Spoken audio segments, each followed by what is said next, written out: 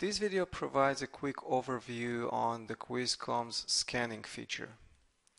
So we have here a custom list called purchase orders, and whenever I create a new purchase order item, I would like to also attach the purchase order that I got by fax, for example. So I have a paper and I would like to scan it and attach it to the purchase order list item. So let's create a new purchase order and let's give it some name. It doesn't matter what name exactly. And now I'd like to scan and attach.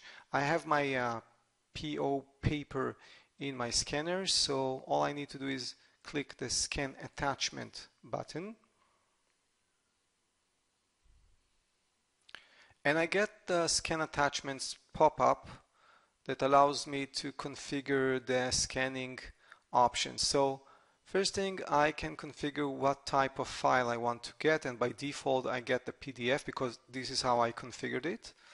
And then I can configure if I want, let's say I have several papers, do I want them all to be scanned to a single file, or do I want a file per each page? Next, I can also configure a dynamic file name. So I can include various tokens such as user, date, time, and so on. You have a list of available tokens that allow me to create dynamic names for my scanned files. And finally, I have to select my scanner, and that's it. Let's click OK. And now the file is being scanned in my scanner.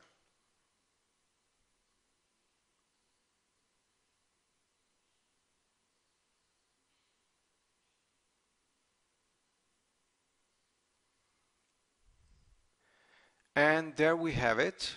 We have one scanned attachment. This is the name that was given because of the configuration. And all I have to do is simply save the item. Okay, now let's see what configuration options we have for the scanning feature. So you can configure the scanning feature in the list or library. You can also configure it in the site level.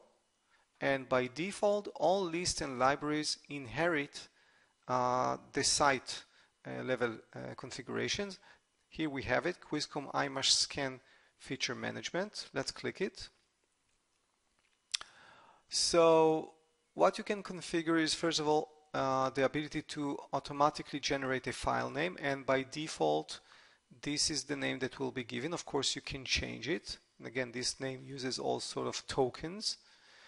You can set up to overwrite existing documents. Show scanner dialog shows your scanner pop-up. Most users don't need it, and many times it's even confusing, so by default we do not enable these options.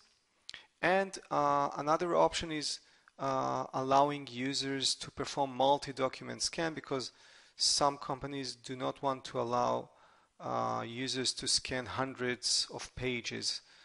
So this is up to the administrator to configure. And finally, the default scan output format, as you saw, it's PDF, but you can change it to be any one of the others.